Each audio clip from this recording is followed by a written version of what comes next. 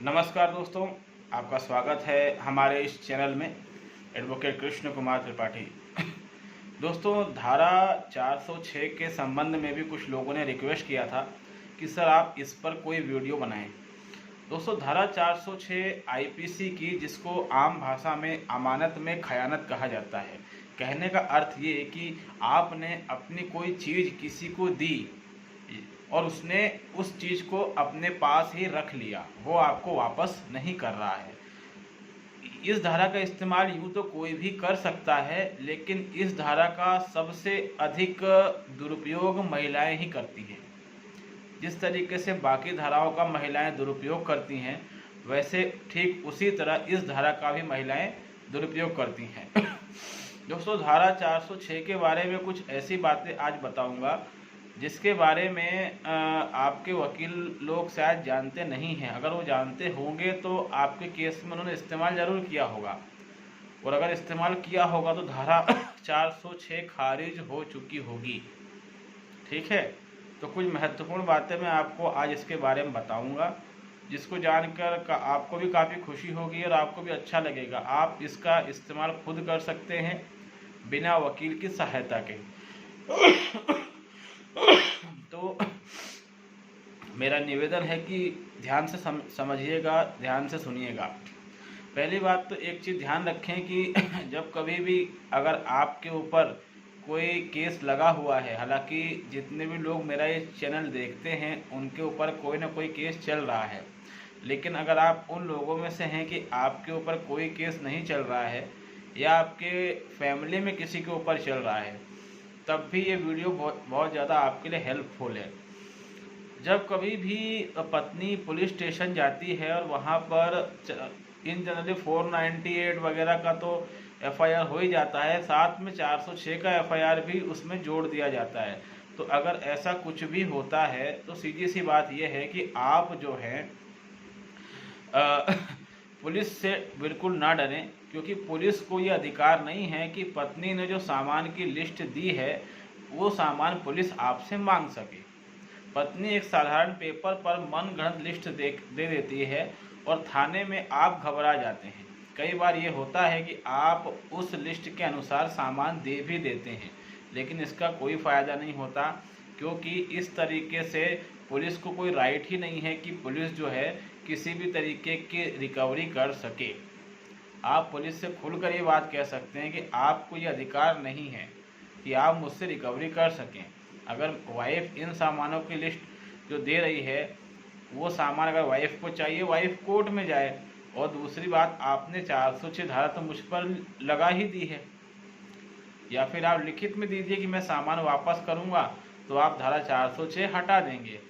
मैंने आपको पहले भी कुछ वीडियो में बताया है कि पुलिस अगर कोई धारा एक बार जोड़ लेती है, उस धारा को पुलिस नहीं हटा सकती, उसको मजिस्ट्रेट ही हटा सकता है। ठीक है, क्योंकि आजकल एफआईआर ऑनलाइन होते हैं, और आजकल ने कई सालों से, पिछले 8-10 सालों से ऑनलाइन एफआईआर ही हो रहे हैं। उसके पहले हैंड रिटन एफआईआर होते थे, तब जरूर पुलिस उसमें कुछ चेंजेस कर सकती थी, मगर अब पुलिस कोई चेंज नहीं कर सकती है। तो पुलिस धारा 406 जोड़ भी लेती है और उसके बाद आपको धमकाती है और आप सामान दे देते हैं, और सामान देने के बाद भी धारा 406 आपके ऊपर लगी रहती है, और उसके लिए भी कोर्ट में जो जज बैठा होता है वो आपको परेशान करता है। दोस्तों, अब मेरी बात पे ध्यान से सुनिएगा और समझिएगा। कभी भी धारा 406 के तहत पत्नी कोर्ट में कोई भी लिस्ट दिखाती है तो दोस्तों उस लिस्ट की कोई अहमियत नहीं रहती।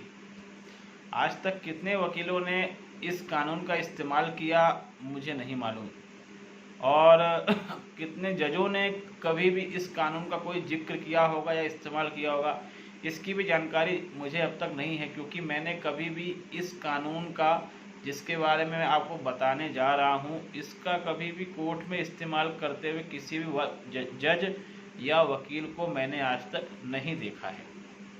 तो मैं किस कानून की बात कर रहा हूँ दोस्तों? दहेज प्रतिषेध अधिनियम जो कानून है, इसमें कुछ ऐसी बातें लिखी हुई हैं जो आपके बड़े काम की हैं। ठीक है, हालांकि ये एक्ट महिलाओं के लिए बनाया गया था, मगर इसमें कई ऐसी बातें हैं जो आपके बड़े काम की हैं। दहेज प्रतिषेध अधिनियम का बेयर एक्ट अवेलेबल होता है मार्केट में, और ये मुश्किल से 40-50 रुपये का आता है, ठीक है, क्योंकि इसमें सेक्शन बहुत कम है। तो ये 40-50 रुपये का आता है। तो अगर इसके बेयर एक्ट को आप देखेंगे, हालांकि इसका बेयर एक्ट है, ऑनलाइन भी अवेलेबल है, PDF आप गूगल से डाउनलोड कर सकते हैं।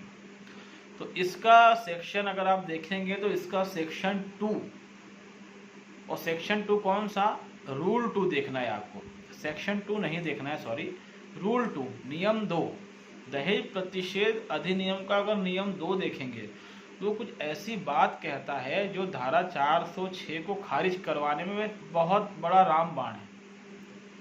मगर अब जैसे हम तो क्या नए नए वकील हैं, तो हम इन चीज़ों को खोजते रहते हैं, लेकिन जो पुराने वकील हैं उन्होंने आज तक इन चीज़ों को कभी खोजा ही नहीं। बहुत हैरान करने वाली चीज़ है ये। मेरे हाथ में ये दहेज प्रतिषेध अधिनियम है, ठीक है, और 1961 में इसको बनाया गया था। इसका नियम 2 देखना है, मैं फिर से रिपीट कर रहा हूँ, इसकी धारा 2 नहीं देखनी है, इसका नियम 2 देखना है, ठीक है। इसके नियम 2 में साफ लिखा हुआ है दोस्तों, क्या लिखा हुआ है, इसमें ये लिखा हुआ है कि शादी के समय हस्बैंड और वाइफ को जो कुछ भी सामान मिलेंगे, जो कुछ भी सामान पति पत्नी को मिलेंगे, पत्नी अपने मिले हुए सामानों की लिस्ट बनाएगी और उसमें ये मेंशन करेगी कि उसको ये सामान किस व्यक्ति ने दिया है, चाहे वो गहना हो, जेवर हो, कपड़े हो, कुछ भी हो, कितनी भी महंगी चीज हो, और पति भी अपने को मिले हुए सामान की लिस्ट बनाएगा, ठीक है। इन जनरली 406 पति तो लगाता नहीं बेचारा, पत्नी लगाती है। तो दोनों अपने को मिले हुए सामानों की लिस्ट बनाएंगे। अब ये शादी के पहले करें या शादी के बाद करें, ये पति पत्नी पर डिपेंड करता है, इसकी छूट उनको दे के रखी है। वो लिस्ट में हर चीज़ मेंशन करना है, क्या क्या मेंशन करना है, इसमें साफ लिखा हुआ है कि उस लिस्ट में प्रत्येक गिफ्ट का आपको जिक्र करना है। आपको 10 गिफ्ट मिले, 50 मिले, 100 मिले, 500 मिले, ठीक है। फिर उस गिफ्ट का कीमत कितनी होगी उस टाइम पर, उसको भी आपको मेंशन करना है, अनुमान, ठीक है। उसके बाद वो गिफ्ट आपको किसने दिया और उसका आपसे क्या संबंध था, वो आपका दोस्त था, भाई था, दूर का रिश्तेदार था, इसको मेंशन करना है। और जिसने भी आपको गिफ्ट दिया वो लड़के की तरफ से था कि लड़की की तरफ से। कई बार ऐसा भी तो होता है कि लड़की को लड़के वाले गिफ्ट देते हैं और लड़के को लड़की वाले गिफ्ट देते हैं। तो भाई अगर मुझे गिफ्ट किसी ने भी दिया हो, अगर वो मेरे पास आया है तो उसमें मेरा ही अधिकार है। तो दोनों को जो भी गिफ्ट मिला हो, कहीं से भी मिला हो, उसकी दोनों लिस्ट बनाएंगे।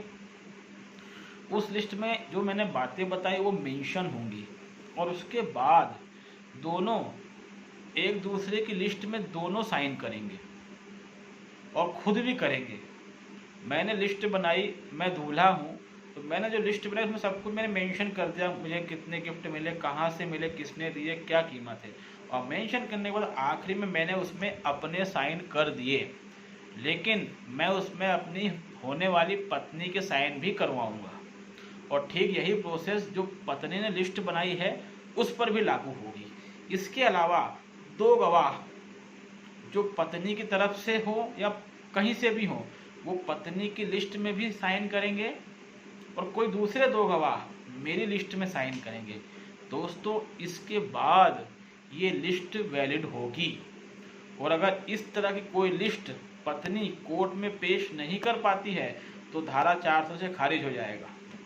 एक साधारण कागज पर लिस्ट बना के कोर्ट को दिखा देना कि मेरा ये सामान था, ये सामान, ये नहीं चलेगा, धारा 406 खारिज होगा, क्योंकि दहेज प्रतिषेध अधिनियम का नियम 2 में साफ ये बात मेंशन है, ठीक है, क्लियरली मेंशन है। इसमें लिखा हुआ है rules in accordance with which list of presents are to be maintain. The list of presents which are given at the time of marriage to the bride shall be maintained by the bride, and the list of presents which are given at the time of marriage to the bridegrooms shall be maintained by bridegrooms, clearly mention. तो मुझे बड़ी हैरानी होती है कि इतने सारे 406 के मामले चल रहे हैं, खासकर दिल्ली वगैरह के जो कॉल्स आते हैं लोगों के, तो वो कहते हैं कि सर हमको जज धमकाता है कि पत्नी का सामान वापस कर, नहीं तो तेरे पे मेंटेन बहुत तगड़ा ठोक दूंगा। तो भाई आप इसका इस्तेमाल क्यों नहीं करते खारिज करवाने के लिए? पत्नी ने तो आप पे केस लगाने के बाद घर पे बैठ के मनगढ़ंत लिस्ट बना ली है और कोर्ट में पेश कर दी है। उस लिस्ट में आपके साइन तो है ही नहीं।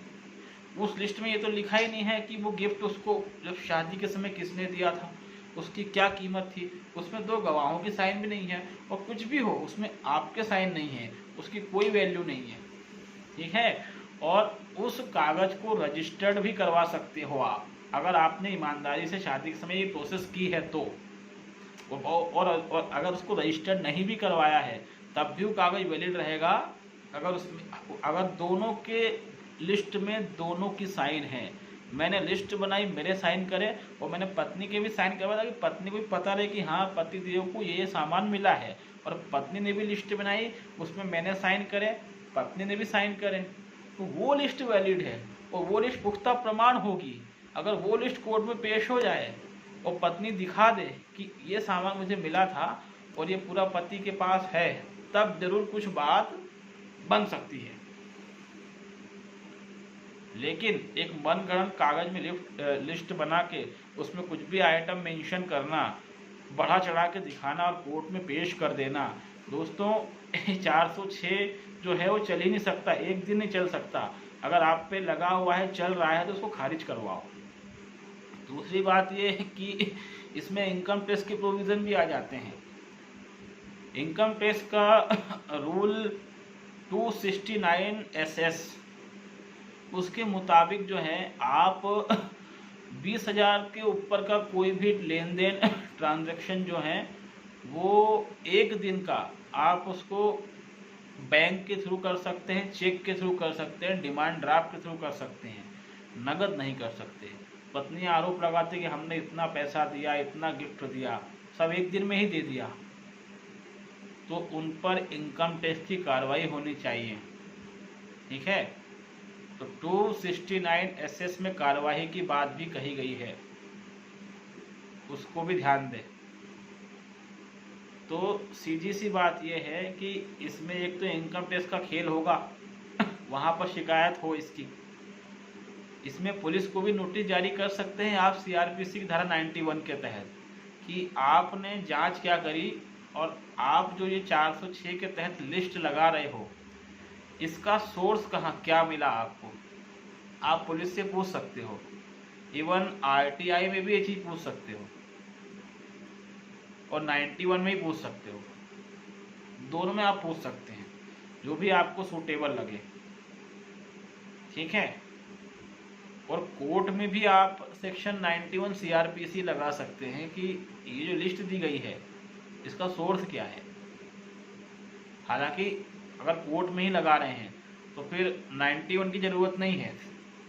कोर्ट में अगर आप लगा रहे हैं तो डायरेक्ट उसको खारिज करवाने की पिटीशन लगाइए और उसमें डाउरी प्रोहिबिशन एक्ट 1961 के रूल 2 को पूरा मेंशन कर दीजिए, और तो वो list according to evidence act वो वैलिड नहीं होगी, कैंसिल हो जाएगी, और वो कैंसिल होगी तो 406 भी कैंसिल हो जाएगा।